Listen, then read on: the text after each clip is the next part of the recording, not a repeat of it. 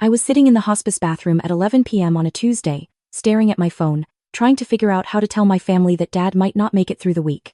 My hands were shaking as I typed into our family group chat. The one we'd had for years. The one that used to blow up with memes and weekend plans and whose turn it was to host Thanksgiving. Dad's cancer has spread to his brain. Hospice says we're looking at days, maybe a week. Please come home. He keeps asking where everyone is. I added a photo of him sleeping. Not to be dramatic, but because I needed them to see. To understand this was real. I hit send at 11:47 p.m. The message showed read almost immediately, then nothing. I watched those little dots appear and disappear 4 times before I gave up and went back to Dad's room. Have you ever begged your family for help during the worst moment of your life, only to have them ghost you like you were asking to borrow money? Have you ever watched someone you love slip away while the people who were supposed to show up were too busy living their best lives on social media? Let me back up. I'm Sarah. I'm 29, and up until 8 weeks ago, I had what everyone called a dream career in marketing at a tech startup in Austin. I had the loft apartment, the standing desk, the oat milk latte habit. I was the success story at family gatherings, the one who made it out of our small Ohio hometown.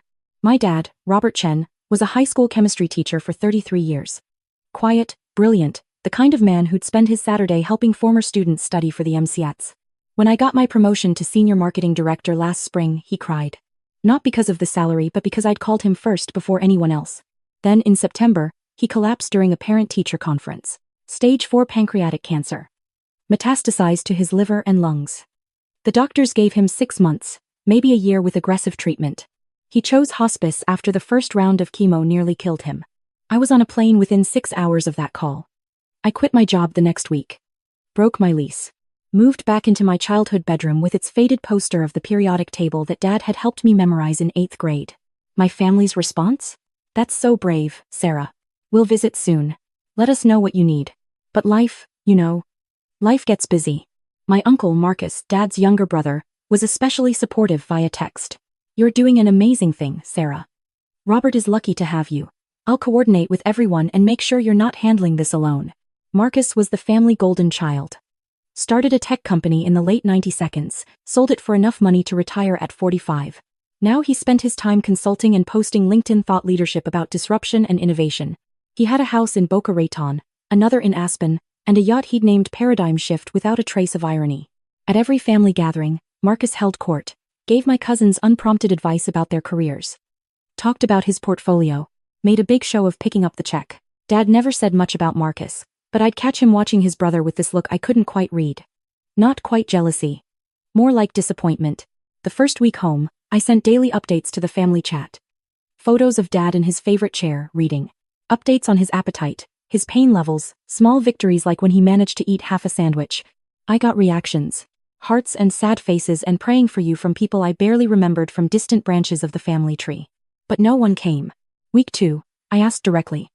Dad's birthday is on the 15th. He'd love to see everyone. Even just for an hour. My mom had passed away when I was 12. Dad never remarried. His family was his students and us, his siblings and their kids. We were supposed to be the people who showed up. Uncle Marcus responded, wish I could, Sarah. Stuck in a crucial business negotiation in Miami. We'll make it up to him when this settles. My cousin Jessica. So sorry, kids have soccer tournaments all weekend. My aunt, Linda, Dad's sister. I'm dealing with my own health stuff right now. This is just really bad timing. Dad's birthday came and went. I baked his favorite lemon cake. We ate it alone, watching Jeopardy, and when he asked why no one called, I lied and said everyone was dealing with a stomach bug going around. He knew I was lying. I could see it in his eyes. But he just patted my hand and said, you're here. That's what matters. Week 3, things got worse. Dad started having trouble recognizing me in the mornings. The hospice nurse, Angela, explained it was the brain metastases. We increased his pain medication. He slept 16-18 hours a day. I stopped sending updates to the group chat. What was the point? I spent my days coordinating with hospice, managing medications, helping Dad to the bathroom, reading him the news because his eyes couldn't focus anymore. At night, I'd collapse in my room and scroll through Instagram, which was apparently a form of self-harm. That's when I saw it. Uncle Marcus's post from 3 days ago. A carousel of photos from what the caption called the annual Chen family reunion and Miami edition. I'm sorry, what? I scrolled through the images. Marcus on his yacht, arm around my Aunt Linda, who was apparently too sick to travel to Ohio but perfectly healthy for Florida. My cousins, all 7 of them, in matching white linen outfits. Jessica, whose kids had soccer tournaments, holding a champagne flute and wearing a flower crown. The caption, "Nothing more important than family." Grateful for this crew and the memories we're making. Life's too short not to celebrate the people who matter most. Family first, blessed, living my best life. 347 likes. Comments from people I'd grown up with, goals. Beautiful family. Lucky guy. I sat there on my childhood bed, listening to the hospice monitor beep from down the hall, and felt something crack open inside my chest. They'd had a family reunion. Without us. While my dad was dying. And they'd called it the Chen family reunion. I took a screenshot, my hands shaking so badly I had to try 3 times. The next morning, I asked Dad about it. Casual. Gentle. Did you know about Uncle Marcus's boat party? Dad was having a good day, relatively. His eyes were clear. What party? Never mind. Do you want to try some oatmeal, Sarah? His voice was weak but firm. What party? I showed him the Instagram photos. He stared at the screen for a long time. Then he handed the phone back and turned toward the window. I saw his jaw clench. For a man who'd always preached about forgiveness and second chances, he looked almost angry. Dad? Get me my phone, he said. I want to call Marcus. You don't have to. Get me my phone, sweetheart. I did. Dad tried to dial 3 times before his hands started shaking too badly. I had to do it for him, on speaker. It rang 6 times before going to voicemail. Dad tried again an hour later. Voicemail. That afternoon. Voicemail. Over the next 2 days, my father called his brother 14 times. Marcus didn't pick up once. But he posted another Instagram story. A sunrise yoga session on the yacht deck. Number, mindful living, number, gratitude journey. Week 5. And Dad stopped asking about the family. He stopped asking about anything really.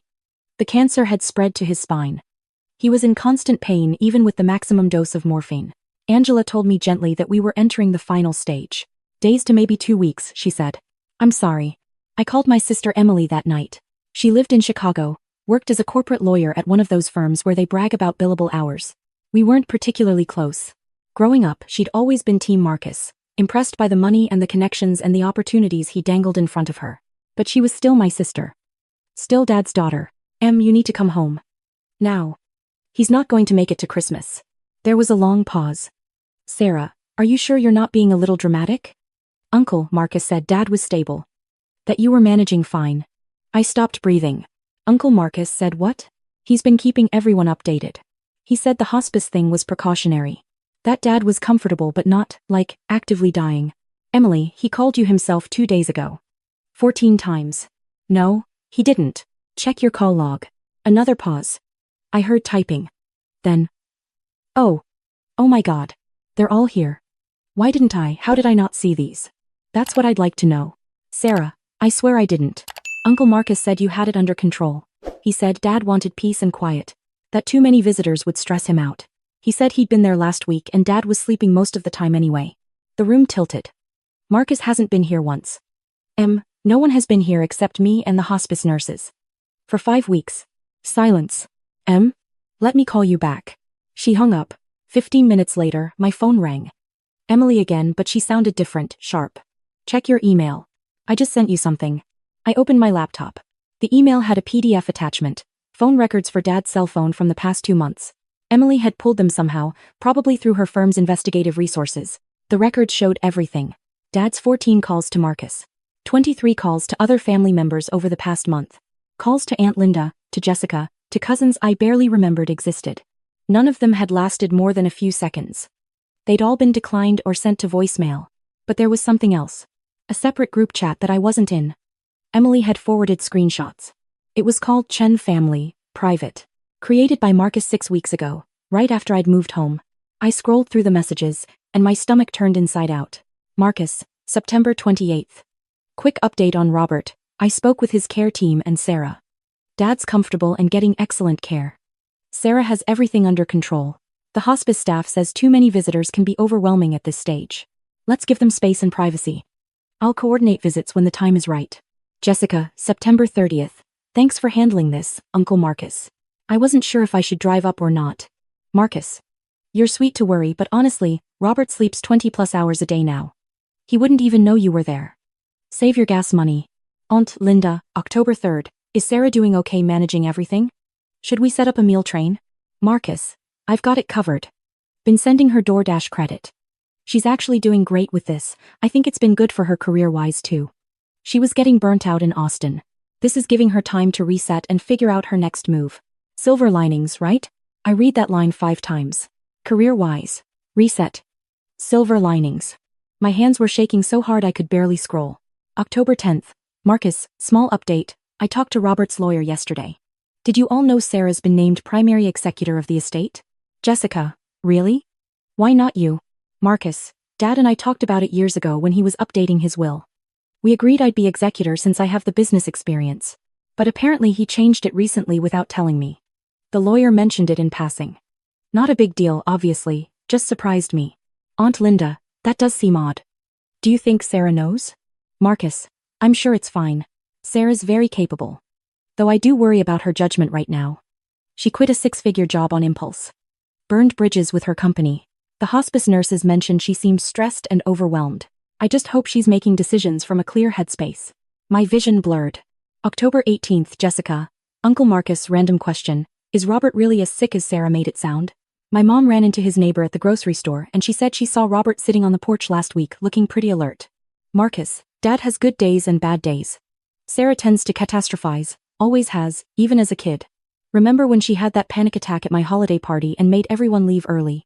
She sees everything as a crisis. The hospice team says he could have months left, potentially into spring. I think Sarah's just processing a lot of emotions and projecting them onto the timeline. My chest felt like it was caving in. October 25th. Marcus. Heads up everyone. Sarah's been sending some concerning messages to Dad's old colleague asking about his life insurance policy.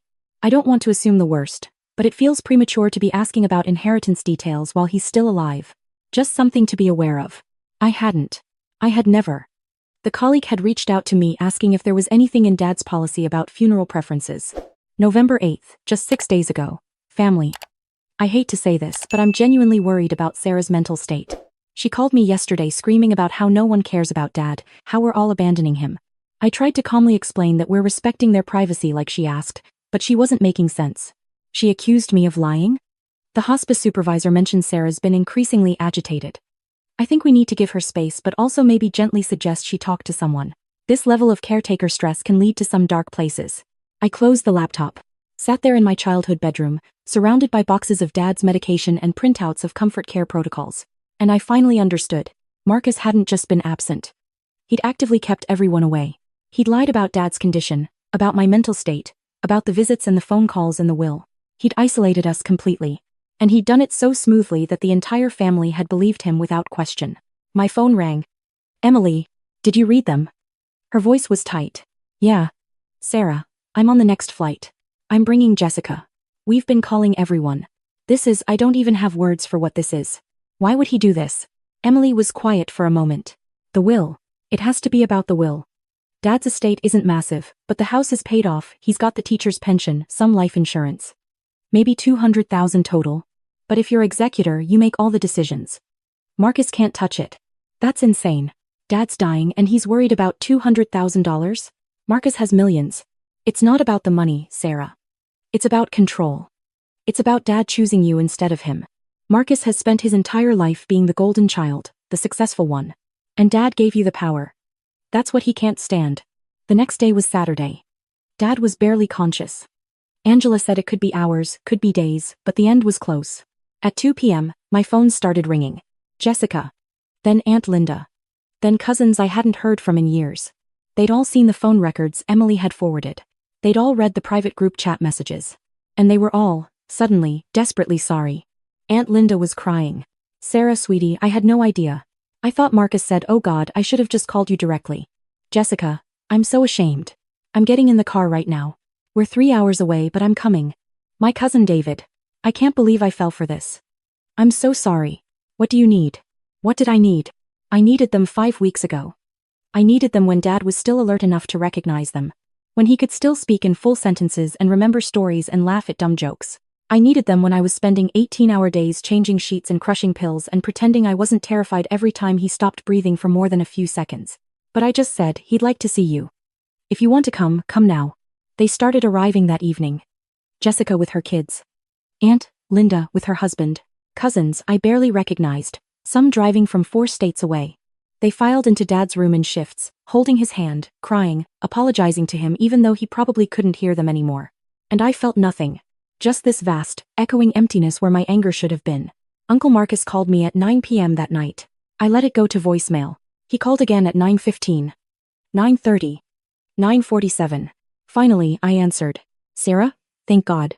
Listen, I think there's been a huge misunderstanding. Stop.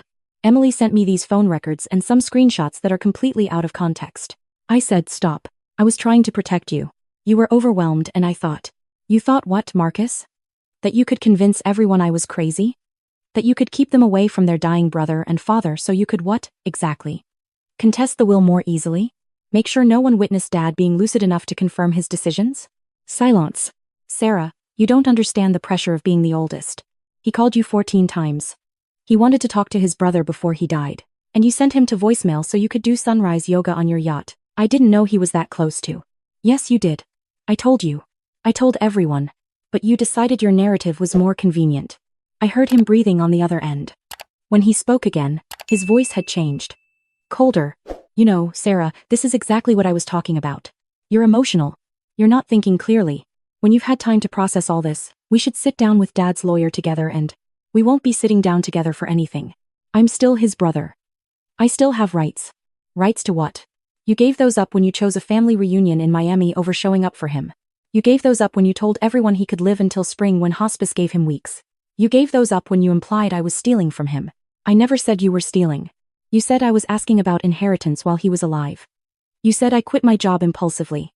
You said I was having a mental breakdown.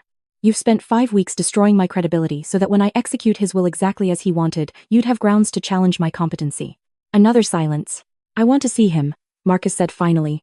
I'm flying up tomorrow. No. You can't keep me from my brother. I'm not keeping you from anything. Emily's a lawyer. She pulled the hospice visitor policies. As Dad's medical power of attorney, I have full discretion over who gets access during his final days. And I'm using that discretion to protect his peace. This is ridiculous. You can file a complaint with hospice administration if you'd like. Emily's already prepared a response documenting your 5 weeks of absence, the phone records showing Dad's attempts to reach you, and the messages where you actively prevented other family from visiting. I'm sure they'd be fascinated. Sarah, you had 8 weeks, Marcus. You chose a yacht party and a fake group chat and playing games with Dad's final days. Those were your choices. He's my brother. And something in me snapped. Then where were you? I was screaming now, and I didn't care. Where were you when he was begging to talk to you? Where were you when he couldn't remember my name? Where were you when he cried because his baby brother wouldn't answer his calls? You don't get to show up now that everyone knows what you did. You don't get to play the grieving brother at his funeral. You made your choices, and you have to live with them. I hung up. He called back immediately. I blocked his number. Dad died 36 hours later, early Monday morning, with me and Emily on either side of his bed. Aunt Linda was in the hallway. Jessica was in the kitchen making coffee we'd never drink. He went peacefully. Angela said it was one of the gentler passings she'd witnessed.